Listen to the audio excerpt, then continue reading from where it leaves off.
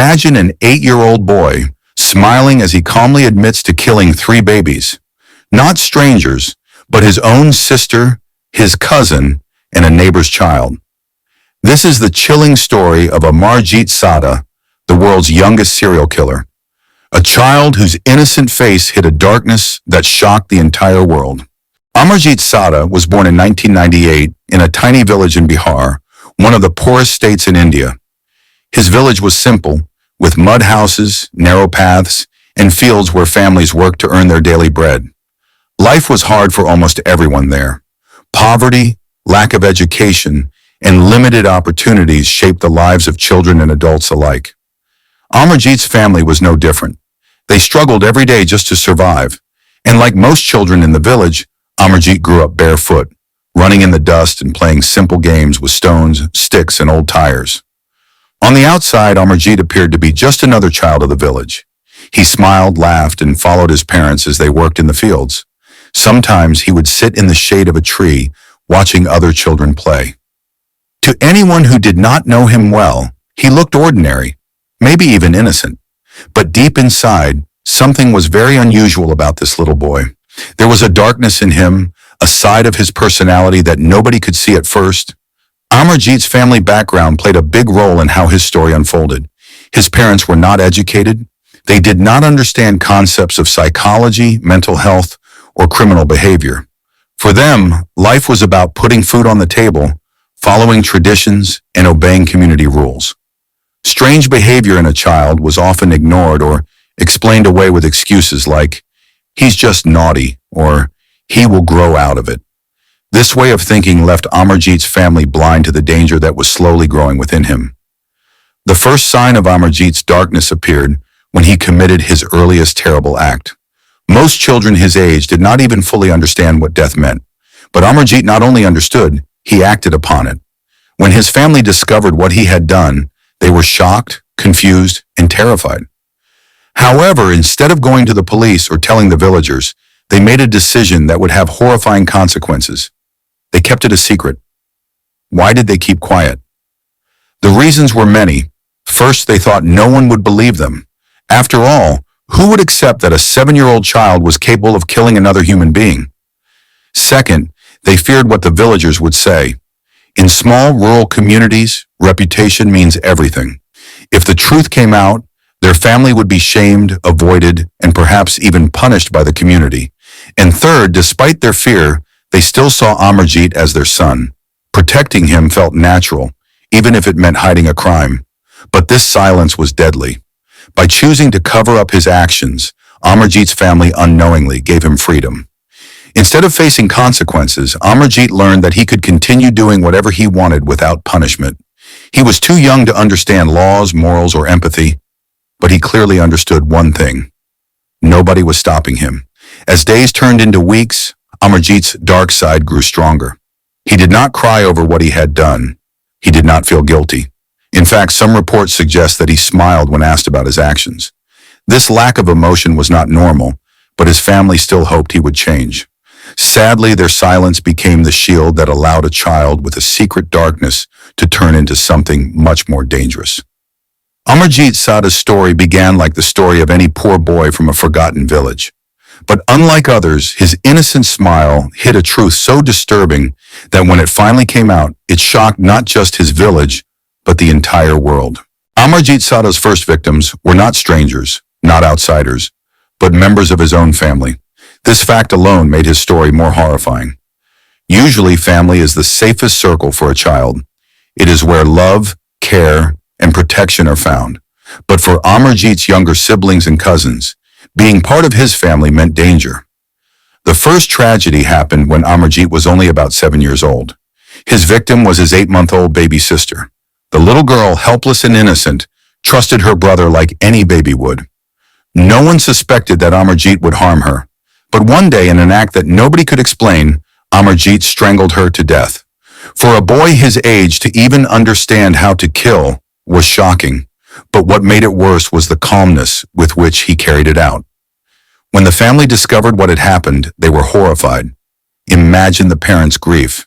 Their baby girl gone, and the killer was not an enemy or a stranger, but their own son. Yet instead of reporting the crime to the police, or even telling the villagers, they chose silence. They performed small rituals, whispered among themselves, and convinced each other that the incident must stay a secret. Why did they hide it? Poverty, lack of education, and fear of shame all played a role. In a rural Indian village, family honor often mattered more than justice. If they revealed that their son had killed his own sister, the entire village might isolate them. People would gossip, call them cursed, or worse, demand punishment for Amarjeet. Protecting the family name felt more important than protecting society. But silence is dangerous. By hiding Amarjeet's crime, the family unknowingly gave him the freedom to strike again. And he did very soon. Not long after the death of his sister, Amarjeet turned his attention to another child, this time his 6-month-old cousin. Once again, the baby was completely defenseless. Amarjeet lured her away and strangled her, just as he had done with his sister. When the baby's lifeless body was found, the truth was undeniable. The family now had to face reality. Their son had killed not once, but twice. Still, instead of exposing him, they made the same terrible choice. They kept quiet again. They buried the tragedy within the family walls, telling no outsiders. For them, silence was easier than shame. This decision was perhaps the biggest betrayal. The two babies' innocent lives had no justice. The family that should have protected them chose to protect the killer instead. And Amarjeet, still just a boy, began to realize something dangerous. He could kill without consequences. No police, no punishment, no one to stop him. At such a young age, most children do not even fully understand death. They might cry if a bird dies or feel sad if their pet is hurt. But Amarjeet was different. He showed no signs of sadness or guilt. Later, when he was asked why he did it, he reportedly smiled. That smile, empty and chilling, showed a mind that did not work like other children's minds. This was the turning point. Instead of being corrected, stopped, or guided, Amarjeet was silently allowed to continue. And with each act, his confidence grew. What began as a family tragedy was about to turn into a horror story that would soon shock the entire world. By 2007, Amarjeet Sada was only 8 years old. For most children, life at that age is about playing with toys, going to school, and enjoying the carefree innocence of childhood. But for Amarjeet, childhood was very different. He had already taken 2 lives, his baby sister and his infant cousin, and both crimes had been hidden by his family. With no punishment and no fear, Amarjeet grew bolder. The silence of his parents had taught him a dangerous lesson. He could do it again. That year, Amarjeet chose a new victim. This time it was not from his own bloodline, but from the village. His target was the 6-month-old daughter of a neighbor, a baby who often played outside while her mother worked nearby. For Amarjeet, it seemed almost too easy. He quietly approached, picked the baby up, and walked away. No one thought to stop him. After all, in a village, children often played together, and Amarjeet looked harmless. He carried the baby to a secluded spot away from watchful eyes. There he repeated the same act that had become his disturbing pattern. He strangled the infant until her tiny body went still. As if that were not enough, he then tried to cover up the crime by burying her in the soil.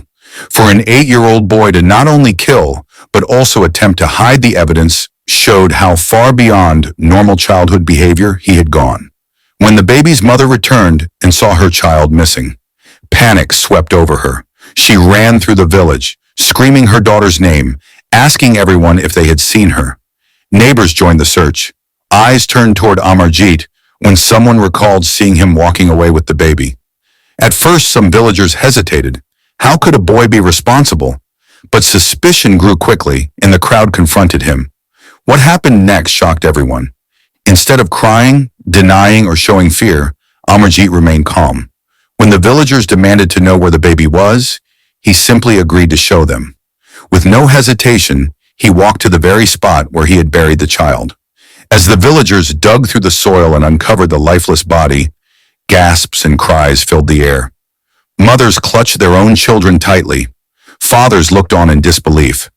The horror was not only in the act, but in Amarjeet's attitude. He stood there emotionless, watching as the villagers uncovered the truth. When asked why he did it, he reportedly smiled, as though it was nothing unusual. That chilling reaction confirmed what his family already knew. but had hidden. Amarjeet was not like other children. The villagers were furious. How could an 8-year-old commit not one, not two, but 3 murders? And how could his family remain silent for so long? They quickly handed Amarjeet over to the police, making sure the authorities could no longer ignore the dark secret. This 3rd murder was the one that exposed him to the world.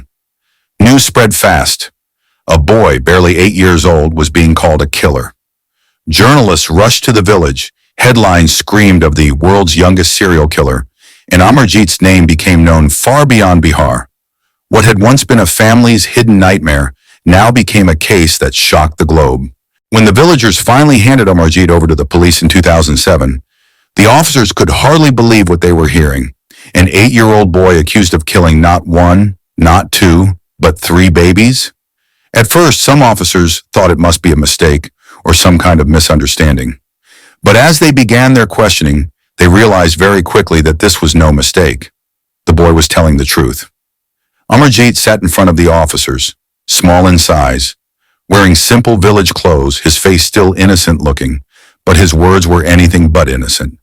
Unlike most children who would break down in tears, beg for forgiveness, or hide behind silence, Amarjeet was calm, almost disturbingly calm. He explained what he had done in chilling detail, step by step, as if he were describing something ordinary like playing a game. He told the police how he strangled his baby sister, then his cousin, and finally the neighbor's child. There was no trembling in his voice, no guilt in his eyes.